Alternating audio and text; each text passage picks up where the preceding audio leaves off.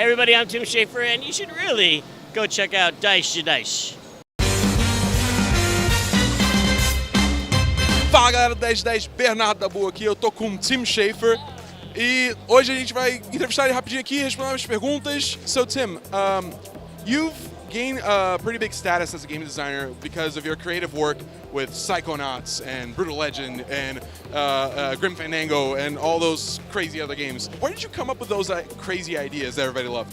When you rattle them off like that, it sounds like I made them all in one day, but there's like 20 years of game making, and usually it's just from following things that I loved, like reading books that I loved and movies that I loved, like Casablanca or Road Warrior, or sometimes interesting things I studied in college, like psychology of dreams, or just following every interest that really I felt passionate about led to that my brain just trying to make those into something else. And I think that's why it's really important, I think, to stay inspired and keep taking in things that you really love. You were one of the first people to go to Kickstarter for crowdfunding games with Double Fine Adventure, which then became Broken Age, right? What made you make that leap from leaving all the publishers behind and going to the people and saying like, oh, I have this idea, if you guys want this, please back me, and the rest is history? It was actually a documentary crew who wanted to make a documentary about us making a game. They had previously crowdfunded their documentary about Mojang and Minecraft. And they're called Two Player Productions, and they said, we want to do one about Double Fine. And we're like, okay, but I don't think a publisher is going to go for that because they want to control what's said about, only say the positive things. So let's also crowdfund a game to go with it. And we thought it was going to be like a little game, just like a little like flash game, really, really small. And then it just took off, and it just showed me that what was really special about crowdfunding is that in the old days, there would be someone who was guarding the money that was like a gatekeeper. Someone who's like, this year there will be no games about space, or this year everything's going to be set in the mafia, you know? And they make that decision, and then everything goes that way. And with crowdfunding, that's just gone, because there are these other people who say like, but I want something else.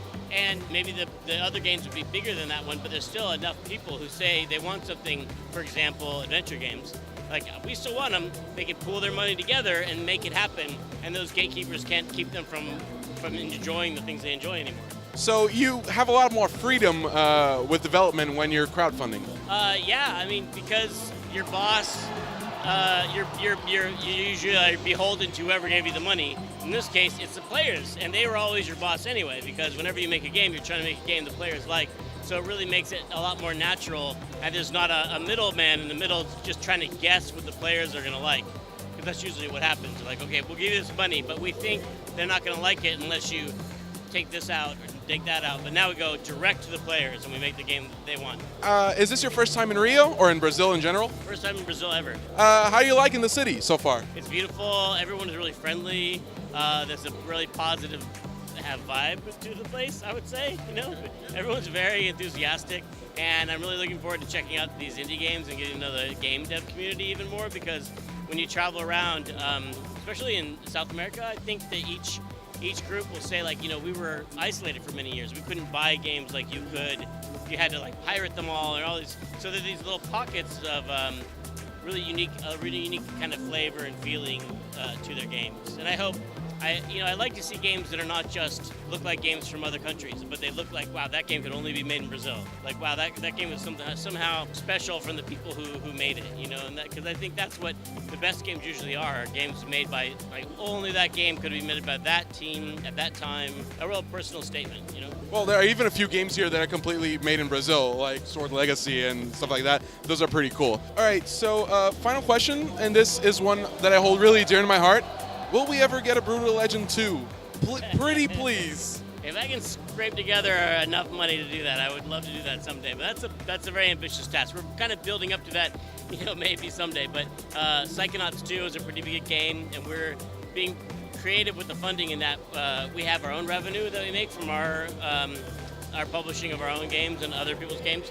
And then we have our publishing partner, Starbreeze, off in Sweden, who's helping us. And then we have the crowdfunding money we got from FIG. And so that's how we get enough money to make a real, like, a big game, bigger than we've made in a few years.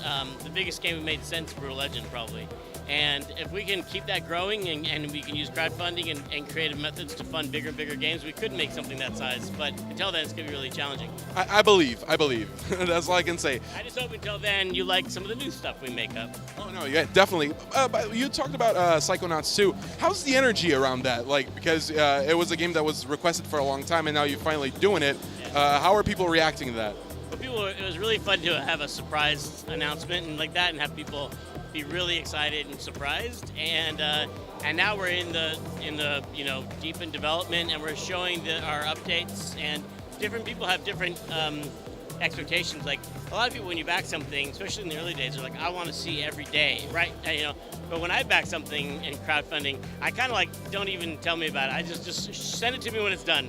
Because there's so many, like you back 10 projects, you're getting all these updates, you're like, I don't care, you guys, I don't care. Just send me the game when it's done. I know it's going to be awesome, so. All right. Well, Tim, thank you very much for your time, man. It's been a pleasure, and I hope you enjoyed the rest of the show and enjoy the rest of the city while you're here. That's awesome. Thanks for having me. I like it here.